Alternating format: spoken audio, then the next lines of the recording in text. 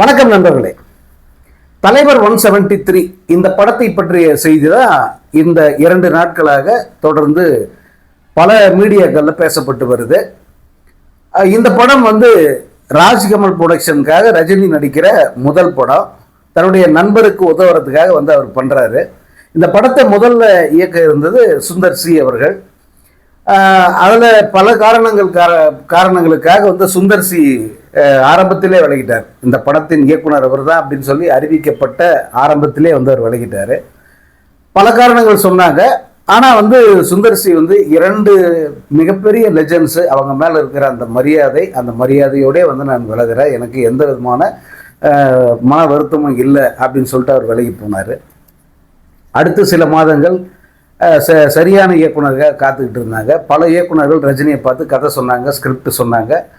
ஆனால் அதில் இறுதியில் முடிவானவர் தான் சிபி சக்கரவர்த்தி. அவரும் கூட கடந்த 2022ஆம் ஆண்டு அவர் ரஜினியை வச்சு இயக்க இருந்த படம் ட்ராப் ஆயிடுச்சு. லைக்காவுக்காக பண்ண இருந்த படம் அது ட்ராப் ஆன பிறகு தான் ஜெயிலர் உருவாச்சு. அதன் பிறகு வேட்டையன், அப்புறம் கூலி வரைக்கும் படங்கள் அடுத்தடுத்து வந்துருச்சு. சிபியை காத்துக்கிட்டு இருந்தார். பிறகு இந்த ஆண்டு அவருக்கு ரஜினி இயக்குகிற வாய்ப்பு அமைஞ்சது. சுந்தர் சிக்கு பிறகு தலைவர் 173க்கு அவர் தான் இயக்குனர் அப்படின்னு சொல்லிட்டு அறிவித்தாங்க.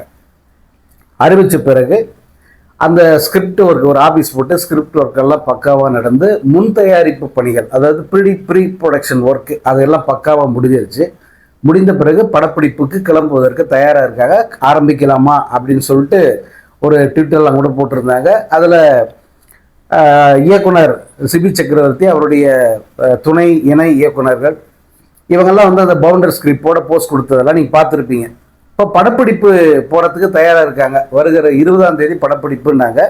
ஆனால் 23ஆம் தேதி தமிழ்நாடு சட்டமன்ற தேர்தல் வர்றதுனால அந்த தேர்தலுக்கு பிறகு வச்சுக்கலாம் அப்படின்னு சொல்லிட்டு ரஜினி சொன்னதா ஒரு தகவல்.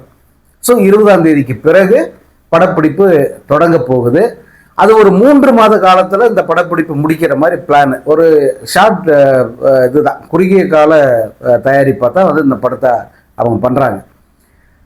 வருகிற பொங்கலுக்கு இந்த படம் ரிலீஸு, 2027 பொங்கலுக்கு ரிலீஸு. ஸோ டைமும் ரொம்ப டைட்டாக இருக்குது. இப்போ படப்பிடிப்பு தொடங்கினா தான் முடித்து போஸ்ட் ப்ரொடக்ஷன் முடித்து ரிலீஸுக்கு கொண்டு வர முடியும்.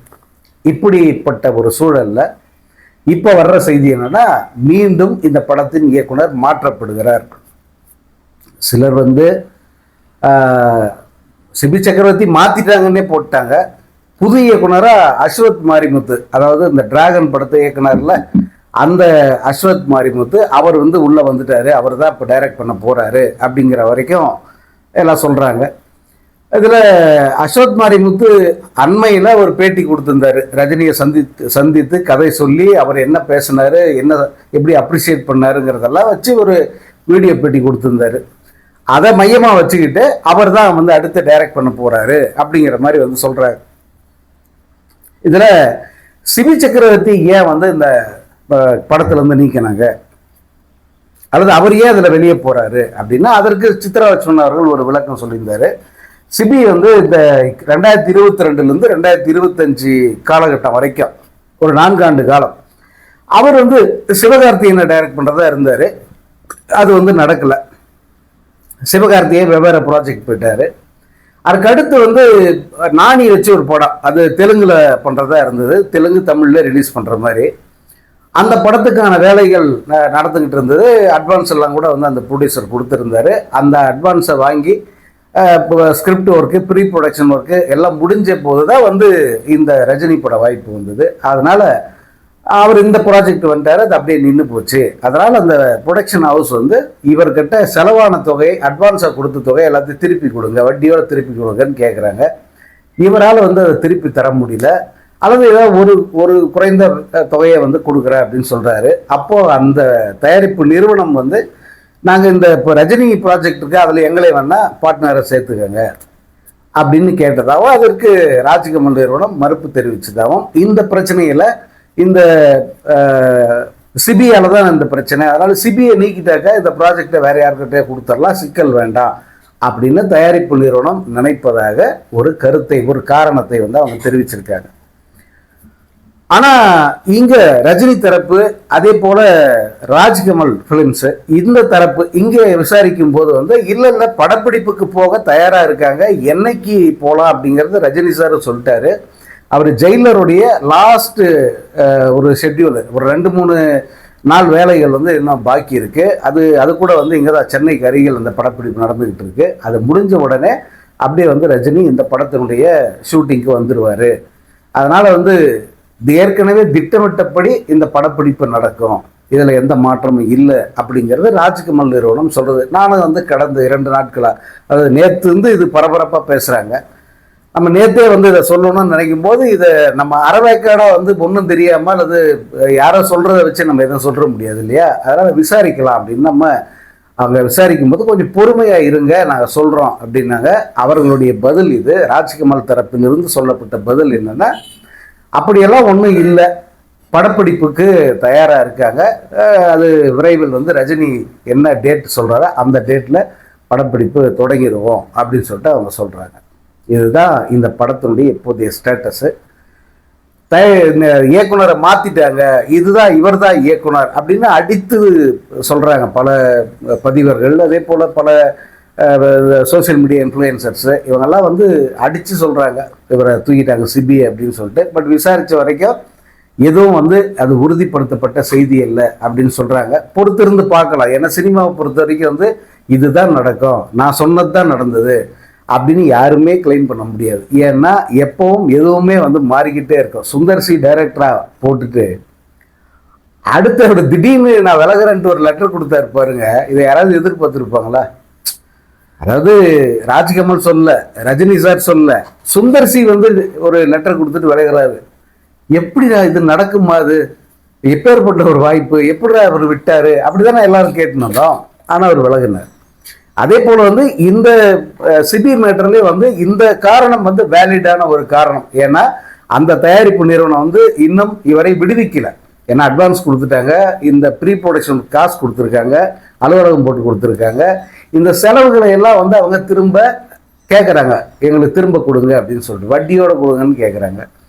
ஸோ சிபி வந்து அவரால் தர முடியல. அதனால் வந்து இந்த சிக்கல் இருக்குது. ப்ரொடியூசர் கவுன்சிலில் பஞ்சாயத்தெல்லாம் வந்து நடந்திருக்கு. அதனால் வந்து இந்த சிக்கல் இப்போ வேணாம் பாரம், அடுத்து ஒரு படம் கூட பண்ணிக்கலாம், வெயிட் பண்ணுன்னு சொல்லிட்டு இப்படி ஒரு மாற்றத்துக்கு படத்தை தயாரிப்பு நிறுவனம் போனாக்க நம்ம ஆச்சரியப்படுறதுக்கு இல்லை. ஏன்னா அந்த ரீசன் வந்து சரியாக இருக்குது. அதனால் இதில் எது வேணால் நடக்கலாம். இப்போதைக்கு அவங்களுடைய பதில் என்னன்னா, ராஜ்கமல் தரப்பிலிருந்து சொல்லப்பட்டது இன்னும் இது வந்து எதுவுமே வந்து இவங்க சோசியல் மீடியாவில் வர்றதெல்லாம் வந்து வெறும் யூகம்தான், இந்த இயக்குனரை மாற்றலை. அதே போல் படப்பிடிப்பு போகிறதுன்றது இந்த மாத இறுதியில் படப்பிடிப்புக்கு போவது உறுதி, அதில் எந்த மாற்றமும் இல்லை அப்படின்னு சொல்கிறாங்க. ஸோ இந்த தேதி வரை இப்போது வரைக்கும் சிபி சக்கரவர்த்தி இந்த படத்தின் இயக்குனராக தொடர்றார். அதாவது வெளியில் உள்ளுக்குள்ளே என்ன மாற்றங்கள் நடக்குதுங்கிறது அவங்களா சொன்னதான் உண்டு. ஏன்னா அது யூகத்தின் அடிப்படையில் சொல்லக்கூடிய விஷயம் இல்லை. இன்னொரு பக்கம் வந்து நம்ம ரஜினி ரசிகர்கள் அவர் வழக்கமாக வந்து அவங்களுக்கு இந்த ப்ராஜெக்டு, அதுவும் குறிப்பாக ராஜ்கமல் பேனரில் பண்ணுறதே பல பேருக்கு வந்து உடன்பாடு இல்லை.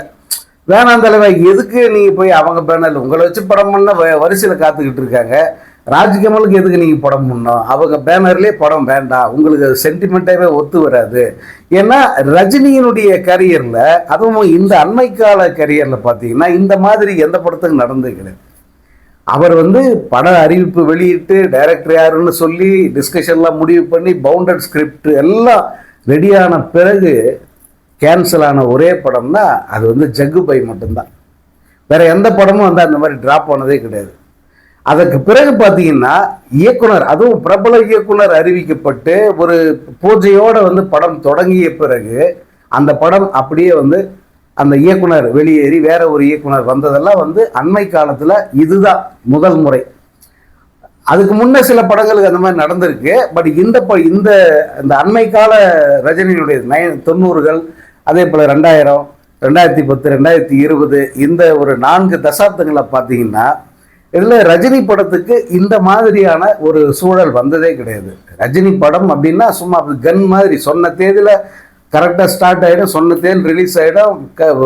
அந்த ப்ரொடியூசர் வந்து அந்த படம் அறிவிக்கப்பட்ட அன்னையிலேருந்தே அந்த ப்ரொடியூசர் வந்து கோட்டீஸ்வரன். அதுதான் ரஜினி படத்துடைய டிசைன். அது முதல் முறையாக மாறுதுன்னும் போது வந்து ரசிகர்களுக்கு ஒரு சின்ன, அவங்களுக்கும் கூட ஒரு சின்ன அதிருப்தி. எதுக்கு தலைவா வேண்டாம், இந்த ராஜ்கமல் பேனரே நீங்க வேண்டாம்னு சொல்றீங்க, இந்த இயக்குனர் வேணாம் அந்த இயக்குனர் வேணான்றத பதில் இந்த ராஜ்கமல் பேனரே வேணாம்னு சொல்லிட்டீங்கன்னா ரொம்ப ஹாப்பியா இருக்கும் அப்படின்னு சொல்லிட்டு சில ரசிகர்கள் வந்து கருத்து தெரிவிச்சிருக்காங்க. பல பேர் வந்து இந்த பேனரும் வேணாம், இந்த படமே வேண்டாம், நீங்க 173வது படமா இந்த நெல்சன் அடுத்து பண்ண போற படத்தை வேணா கூட பண்ணிடுங்க, கமல் கூட சேர்ந்து நடிக்கிற படத்தை வேணா அப்படி பண்ணிடுங்க, இது வேற எதுக்கு நடுவில் அப்படிங்கிற மாதிரியும் கருத்து தெரிவிச்சுட்டு இருக்காங்க. பட் ரஜினி சாரை பொறுத்த வரைக்கும் அவர் எடுக்கிற முடிவு தான் இறுதியானது. எதுவாக இருந்தாலும் தன்னுடைய நண்பனுக்கு உதவணும் அப்படின்னு எடுத்த முடிவின் அடிப்படையில் வந்து அவர் இந்த படம் பண்றாரு. அதே போல யாரையுமே ரஜினி சார் வந்து ஒன்ஸ் இவர் தான் டைரக்டர்னு சொன்னால் அந்த டைரக்டர் வந்து அவர் நீக்கவே மாட்டார். அவருடைய நடத்தை எப்படி இருக்கா, அல்லது அவர் எப்படி படப்பிடிப்பில் எப்படி நடந்துக்கிறாரு, இதெல்லாம் வந்து அவர் கவனிப்பார். அதில் ஒரு அதிருப்தி வந்துருச்சுன்னா அடுத்து வந்து திரும்ப அவர் பக்கம் வராத அளவுக்கு வந்து பார்த்துப்பாரு. தவிர ஒரு படம் ஒப்பந்தமாகி படப்பிடிப்புக்கு போகிறோம் அப்படின்ற நிலையில் வந்து ஒரு டைரக்டர் ரஜினியாக வந்து நீக்கிறதெல்லாம் இது வரைக்கும் வந்து அவர் யாரையுமே அப்படி பண்ணது கிடையாது. ஸோ இதில் வந்து இந்த மாதிரி காரணங்கள், இப்போ அந்த ஒரு சித்ரா லட்சுமணன் அவர்கள் சொன்னார அந்த பாயிண்ட் வந்து ரொம்ப வேலிடானது. ஏன்னா ப்ரொடக்ஷன் ஹவுஸ் அவங்க வந்து அடமெண்ட்டாக இருந்து இந்த படத்துக்கு வந்து அவர் போகக்கூடாதுன்னு சொல்லிட்டு அவங்க பிடிவாதம் பிடிச்சாங்கன்னா யாரும் ஒன்றும் பண்ண முடியாது. சரிப்பா நீ இருப்பா, அவன் அவ்வளோ தூரம் பண்ணுறான்ல, நம்ம அடுத்த படம் பண்ணிக்கலாம், இந்த படம் போட்டோம், நெல்சனுக்கு அப்புறம் இன்னொரு படம் உனக்கு நான் தரேன் அப்படின்னு சொல்லி அவரை வெயிட் பண்ண வைக்கிறதுக்கும் வாய்ப்பு இருக்குது. ஸோ என்ன நடக்குதுங்கிறது இன்னும் ஒரு தினங்களில் தெரிஞ்சிடும். பட் இது இந்த மாதிரியான ஒரு சர்ச்சை அடுத்தடுத்து ஒரு படத்துக்கு, அதுவும் ரஜினி படத்துக்கு வர்றதுங்கிறது அண்மை காலத்தில் இதுதான் முதல் முறை.